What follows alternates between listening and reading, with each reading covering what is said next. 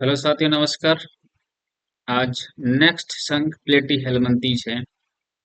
हमने already 4 phylum का संघ का अध्ययन कर चुके हैं। प्रोटोजोआ, पॉरीफेरा, सिलेंट्रेटा और टिनोफोरा का अध्ययन कर लिया है। आज नेक्स्ट फाइलम है प्लेटी हेलमिंथीज।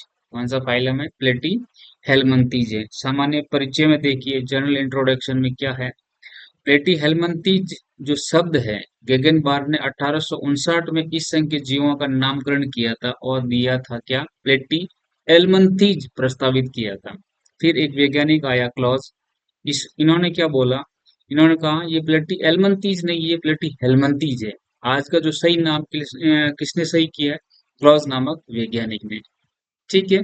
इस संघ के जीवों को चपटे कर्मी कहा जाता है। क्या कहा जाता है? फ्लैट वॉर्म्स कहा जाता है। क्यों? क्योंकि ये डोर्सो वेंट्रिकल फ्लैट होते हैं। क्या होता है? Dorso ventricle. डोर्सो का मतलब क्या होता है? ऊपर। और वेंट्री मतलब साइड से। साइड से ये क्या होते हैं? चपटे होते हैं। क्या होते हैं? फ्लैट होते हैं। इसीलिए इनको चपटे कर्मी कहा जाता है। एक सवाल बनता है कि प्लेटीहेल्मिन्थस संघ के जीवों को चपटे कर्मी क्यों कहा जाता है? क्योंकि ये डॉर्सो वेंट्रिकल फ्लैट होते हैं। ठीक है। प्लेटीहेल्मिन्थस शब्द है, एक ग्रीक शब्द है और ये दो शब्दों से मिलकर बना है। पहला शब्द है आपका प्लेटिस, जिसका होता है फ्लैट, चपटे। और हेलमिन्थस मतलब होता है वर्म होता है। क्या होता है? वर्म, रोग कारक जीव। इनको वर्म्स कहते हैं। ठीक है। मानव में रोग कारक कर्मियों के अध्ययन को हेल्मिन्थोलॉजी कहते हैं। ये इंपॉर्टेंट है आपका। हेल्मिन्थोलॉजी यानी रोग कारक जो वर्म्स के अध्ययन को क्या बोलते हैं? हेल्मिन्थोलॉजी बोलते हैं। जैसे वायरस के अध्ययन को क्या तो वायरोलॉजी बोलते हैं। बैक्टीरिया के अध्ययन को क्या बोलते हैं? बैक्टीरियोलॉजी कहते हैं। ठीक है। और स्किन के अध्ययन को क्या बोलते हैं? डर्मेटोलॉजी कहते हैं। तो एक टर्म यूज की जाती है, इसको क्या बोलते हैं? हेलमिन्थोलॉजी कहते हैं। क्या कहते हैं? हेलमिन्थोलॉजी कहते हैं रोग कारक कर्मियों के अध्ययन को। प्लेटीहेल्मिन्थी संघ के जो सामान्य लक्षण है, जनरल कैरेक्टर है, मैन कैरेक्टर मैंने यहाँ बताया आपको। पहला कैरेक्टर क्या है कि इस संघ के जीव स्वतंत्र जीवी या अंतः परजीवी होते हैं। क्या होते हैं? अंतः परजीवी होते हैं। फ्री लिविंग या एंडो पैरासाइट होते हैं। स्वतंत्र जीवी क्या होते हैं? जल में रह सकते हैं या स्थल में रह सकते हैं। ठीक है। और एंडो पैरासाइट अंतः परजीवी होते हैं, वो कॉर्डेट्स के परजीवी होते हैं। क्या होता है? पैरासाइट होते हैं। कॉर्डेट पे निर्भर करते हैं, पैरासाइट होते हैं। चपटे कर्मी 3 स्तरों के बने होते हैं, त्रिस्तरीय होते हैं। चपटे कर्मी यानी इससे ये प्लेटीहेल्मिन्थी संघ के जीव कितने स्तर के बने होते हैं? 3। बाहर का एक्टो, बीच वाला मीजो और अंदर वाला एंडोडर्म होता है। क्या होता है? एंडोडर्म होता है। याद रखना, ये पॉइंट देखिए।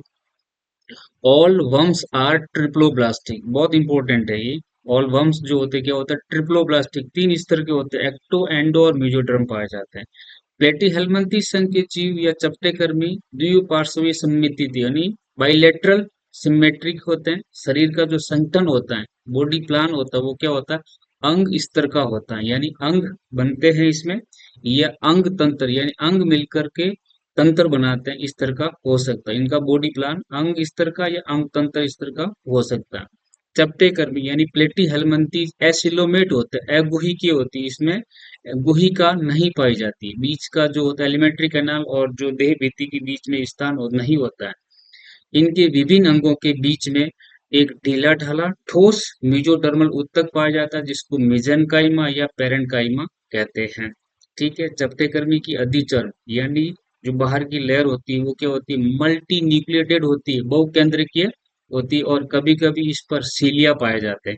और अधिचर्म जो होती है क्या होती है? सीलिएटेड होती है। परजीवी जंतुओं की देह भित्ति पर मोटी क्यूटिकल पाई जाती है। देखिए, पैरासाइट जो होते हैं उनके एनिमल में प्लेटीहेल्मिन्थीज की देह भित्ति पर यानी एपिडर्मिस पर मोटी क्यूटिकल की लेयर होती है। ये लेयर क्यों होती है?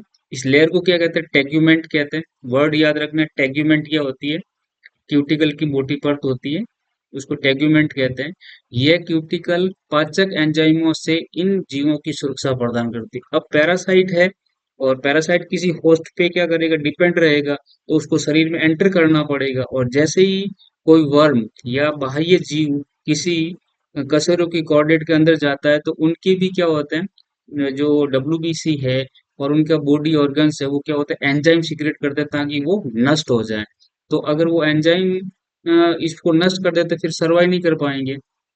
तो इसीलिए ये जो टेग्यूमेंट है एंजाइमों से इनको क्या करती है, सुरक्षा प्रदान करती है। ये सुरक्षा कवच होता है टेग्यूमेंट क्यूटिकल। ठीक है। नेक्स्ट है, इस संघ के जीवों में प्रजनन अंग यानी लोकोमोटरी ऑर्गन एब्सेंट होते हैं, किंतु परजीवियों में आसंजक जैसे अंग होते हैं जो उनको एक जगह फिक्स करते हैं, आसंजक अंग होते हैं। ठीक है, जैसे चूषक यानी शक्कर या हुक पाए जाते हैं। इनको फिक्स रखने के लिए परजीवियों में, किसमें, परजीवियों में। ठीक है, अगर दूसरे हैं आपके तो सीलिया पाए जाते हैं, इसलिए वो जो अगर जलीय है तो सीलिया की वजह से वो लोकोमोशन कर लेते हैं। इसका गति हो सकती है। लेकिन पैरासाइट है तो उसमें क्या होता है, जो हुक या शक्कर पाए जाते हैं इनको जो एक जगह फिक्स करने के लिए। ठीक है, इनमें पाचन तंत्र अपूर्ण होता है या गुदा भी नहीं होता है। जो पाचन तंत्र होता है उसमें एनस नहीं पाई जाती, अपूर्ण होता है। जैसे कि आप सिलेंट्रेटा होता है ना, बस ब्लाइंड सेक बॉडी प्लान होता है, वैसा का वैसा इसमें भी होता है। ठीक है, जैसे सिलेंट्रेटा के जीवों में। लेकिन जो फीताकृमी है, फ्लैटवर्म है, में पाचन तंत्र पूर्णतः टोटल ही एब्सेंट होता है। और पोषण यानी न्यूट्रिएंट्स यानी भोजन कहाँ से लेंगे, परपोष से सीधे अपने शरीर की सतह से अवशोषित करते हैं, एब्जॉर्ब कर लेते हैं। ये एंडोपैरासाइट होते हैं, जिस होस्ट में रहते हैं वहां से वो सीधा पचपचाया भोजन जो होता है, डाइजेस्टेड फूड होता है, वो अपनी बॉडी की सतह से अवशोषित अंदर ले लेते हैं और अपनी जो फंक्शन करते हैं, अपने फंक्शन या एक्टिविटीज करते हैं। देखिए तीन आठवां पॉइंट इंपॉर्टेंट है। क्यों? क्योंकि स्केलेटन सिस्टम, रेस्पिरेटरी सिस्टम और परिसंचरण यानी सर्कुलेटरी सिस्टम एब्सेंट, ये तीनों के तीनों जो तंत्र होते हैं, सिस्टम होते हैं, ये एब्सेंट होते हैं। जंतु सामान्य शरीर की सतह से शोषण करते हैं। जब शोषण तंत्र नहीं होता तो कैसे करेंगे, जो सतह से ही करते हैं, चाहे ये बाह्य जीवी हो या स्वतंत्र जीवी हो या पैरासाइट हो, ये अपनी सतह से ही करते हैं। और एंडोपैरासाइट है तो ये अवायवीय श्वसन, एनारोबिक श्वसन करते हैं। ठीक है, एंडोपैरासाइट, क्योंकि वहां पे वायु तो होगी नहीं, ऑक्सीजन अवेलेबल नहीं रहती। ये सवाल बना हुआ है। ठीक है, एंडोपैरासाइट प्लेटी हेलमिंथीज में जो रेस्पिरेशन कैसा होता है, अवायवीय। क्यों? क्योंकि अंदर रहते हैं इसलिए नहीं होता। ठीक है। उत्सर्जन अंग जो होता है प्रोटोनेफ्रिडिया, क्या होता है, प्रोटोनेफ्रिडिया होते हैं। इसको प्रोटोनेफ्रिडिया अथवा ज्वाला कोशिकाओं से होता है उत्सर्जन जो होता है, वो दो प्रोटोनेफ्रिडिया भी हो सकते हैं या ज्वाला कोशिकाओं से हो सकता है। ज्वाला कोशिकाओं का दूसरा नाम क्या है, सोलेनोसाइट के नाम से भी जानी जाती है। ये परासरण नियमन में भी सहायक है, ऑस्मो रेगुलेशन में भी ये क्या है, सहायक है। मैंने ज्वाला कोशिकाओं की फिगर बनाया, वो ध्यान से देखिए। ये आपको दिखता है कि जैसे कहीं एक आग की लपटें निकल रही है, ठीक है, लोया निकल रही है। इसको सूडोपोडिया कहते हैं। इसी कारण से इसको क्या बोलते हैं, ज्वाला कोशिकाएं बोलते हैं। इन्हें फिगर बना, बायोलॉजी अगर पढ़ते हो तो फिगर से ज्यादा समझ में आती है। नेक्स्ट, इस संघ के जीवों में सीडीनोमा तंत्रिका तंत्र पाया जाता है। कैसा, सीडीनोमा तंत्रिका तंत्र, नर्वस सिस्टम होता है वो सीडीनोमा होता है। ठीक है, जिसमें वो तंत्रिका वलन या तंत्रिका रज्जु पाए जाते हैं। ठीक है, नर्वस जो तंत्रिका वलन रिंग्स और नोड्स पाए जाते हैं। ठीक है, इस संघ के सभी जीव द्विलिंगी बाइसेक्सुअल होते हैं। प्रजनन तंत्र जटिल एवं सुविकसित होता है। रेस्पिरेटरी सॉरी रिप्रोडक्शन सिस्टम क्या होता है, एकदम कॉम्प्लेक्स और वेल डेवलप होता है। निषेचन स्व या पर हो सकता है, क्रॉस हो सकता है या सेल्फ हो सकता है। और निषेचन क्या होगा, आंतरिक प्रकार का होता है, इंटरनल होता है निषेचन, फर्टिलाइजेशन। परिवर्धन प्रत्यक्ष भी होता है और अप्रत्यक्ष प्रकार का भी हो सकता है। परिवर्धन में यानी डेवलपमेंट में लार्वा एक या अधिक प्रकार के हो सकते हैं, एक या अधिक प्रकार के आगे मैं बताऊंगा। कुछ जीवों जैसे प्लेनेरिया है, इसमें पुनरुद्भवन की असीम क्षमता, अनलिमिटेड पुनरुद्भवन पाया जाता है। यानी ये अगर प्लेनेरिया के छोटे छोटे सेगमेंट कर दोगे तो एक नया प्लेनेरिया बन जाएगा। ठीक है, इसको पुनरुद्भवन कहते हैं। प्लेटीहेल्मिन्थी संघ के जीवों के कुछ सामान्य उदाहरण हैं, देखिए प्लेनेरिया, ये फिगर बनाया, इसका फिगर याद रखना।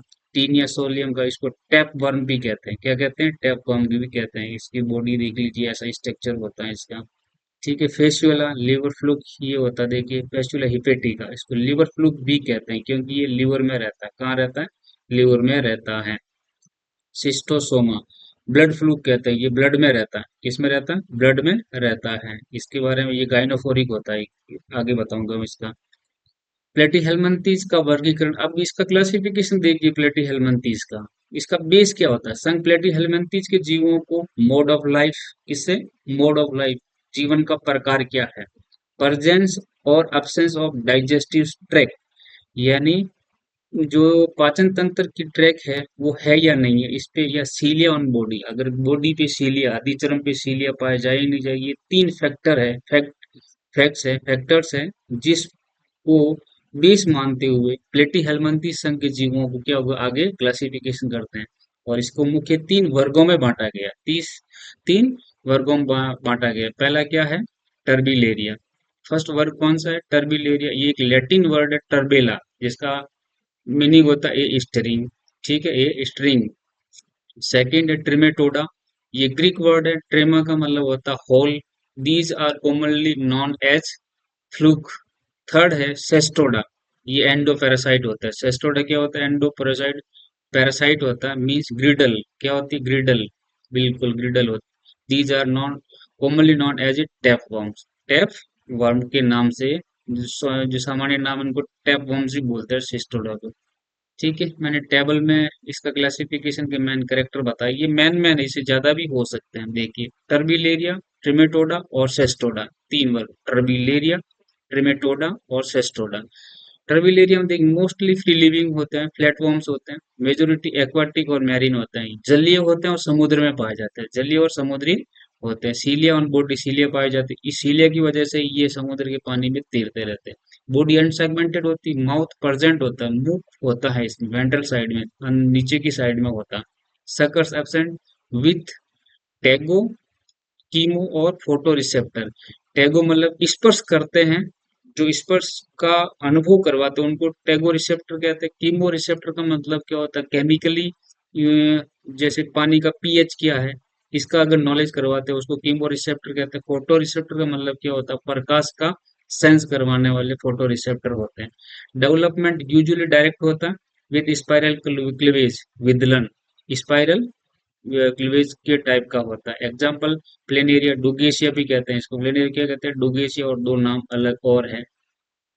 ट्रिमेटोडा, एक्टो एंडोपैरासाइट, ये तो एक्टो भी हो सकता है, एंडो भी हो सकता है। बॉडी विदाउट सीलिया, बॉडी पर सीलिया हो गई नहीं, कहीं इनको कहीं जाना ही नहीं होता, अंदर ही रहना, एक्टो या एंडो एक जगह रहना होता है। बॉडी अनसेगमेंटेड होती है, वो बॉडी क्या सेगमेंट नहीं पाई जाती। विद वन और मोर शक्कर, शक्कर पाए जाते हैं। समटाइम कुक्स प्रेजेंट, कभी कभी कुक भी मिल जाते हैं। मोस्टली मोनोसियस होते हैं, एक लिंगी होते हैं। डेवलपमेंट डायरेक्ट होता है, एक्टो पैरासाइट एंड, अच्छा, मोस्टली मोनोसियस एक लिंगी होता है। डेवलपमेंट डायरेक्ट इन एक्टो पैरासाइट, बाहर वाले होते हैं उसमें क्या डायरेक्ट डेवलपमेंट होता है। Indirect in endo parasite with alternative of two or more post, पोषक एक या दो पोषकों पे हो सकता है। एग्जाम्पल कौन सा है? फेसियोला, ठीक है, सिस्टोसोमा और ओपिस्तो क्रिश, ओपिस्तो क्रिश, ठीक है, ये एग्जाम्पल फेशियल और सिस्टोसोमा, ये इंपॉर्टेंट है।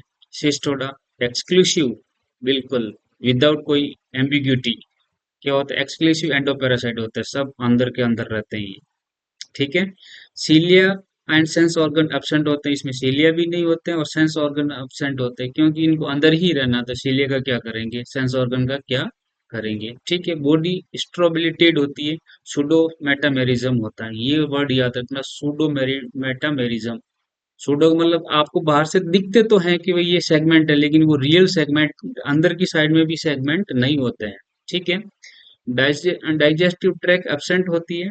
Nutrient observe directly from host by body surface, ये अपनी बॉडी की सतह से क्या करते हैं? फूड न्यूट्रिएंट ले लेते हैं। Example taenia and echinococcus, echinococcus. Important point है, देखिए, ट्रिमेटोडा क्लास के जीवों में अनेक लार्वा अवस्था में पाई जाती है, जैसे मिर्सीडियम, स्पोरोसिस्ट, रेडिया, सर्केरिया और मेटा सर्केरिया। देखिए कितनी, एक दो तीन चार पांच, ये पांच जो ट्रिमेटोडा की लार्वा अवस्था में होती है। यहाँ पे मेटा सर्केरिया वो इन्फेक्टेड होती है, ये क्या करती है? संक्रमण जो फैलाती है। फेसियोला, इसको लिवर फ्लूक कहते हैं, क्या कहते हैं? लिवर फ्लूक, जो लिवर में रहता है, यकृत में रहता है, परजीवी होता है, यकृत का परजीवी। भेड़ और बकरी प्राथमिक पोषक होते हैं, घोंघा द्वितीय पोषक होता है। होस्ट, दो होस्टों में रहता है।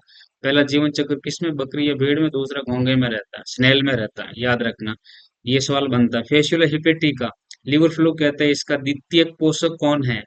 सेकंड जो होस्ट कौन सा? घोंघा, स्नेल। फर्स्ट कौन सा, बकरी या भेड़ होती है। सिस्टोसोमा रक्त फ्लूक कहते हैं।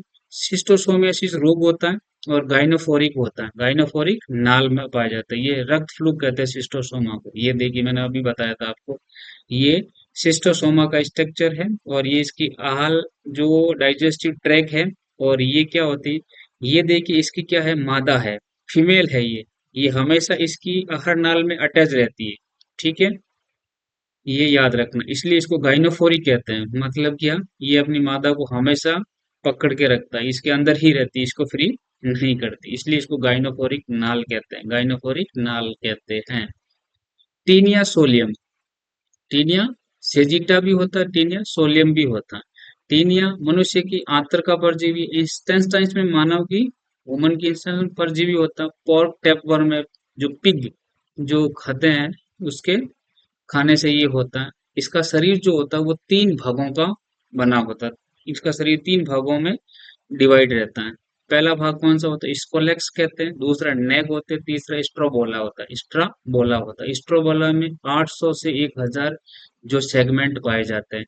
जो अपरिपक्व सेगमेंट होते हैं उनको प्रोग्लोटिड कहते हैं। क्या कहते हैं, प्रोग्लोटिड कहते हैं। अपरिपक्व इमेच्योर होता है, और मैच्योर होता है उसको ग्रेविड कहते हैं। याद रखना, ये सवाल पड़ा हुआ है। ठीक है। और टीनिया से क्या, टीनियासिस रोग होता है, क्या होता है, टीनियासिस रोग होता है। इससे क्या होता है, हेडेक हो जाता है। ठीक है, एनीमिया भी हो जाता है। डाइजेस्टिव सिस्टम भी क्या होता है, खराब रहता है। ठीक है, ये रोग हो जाता है, इस रोग के लक्षण होते हैं। और इसकी जो लार्वा अवस्थाएं होती, 3 होती है। हेक्साकैंथा, याद रखना, हेक्साकैंथा में 6 शक्कर पाए जाते हैं। शक्कर जो होते हैं, वो होते हैं, वो 6 होते हैं। ठीक है। ओंकोस्फेयर और सिस्टिसर्कस, सिस्टिसर्कस इसकी क्या, इन्फेक्टिव जो स्टेज होती है लार्वा की। ठीक है, ये आपके टैपवर्म के बारे में था। थैंक यू इस वीडियो को देखने के लिए। और अच्छा लगे तो लाइक कीजिए, सब्सक्राइब कीजिए और कमेंट्स कीजिए। धन्यवाद।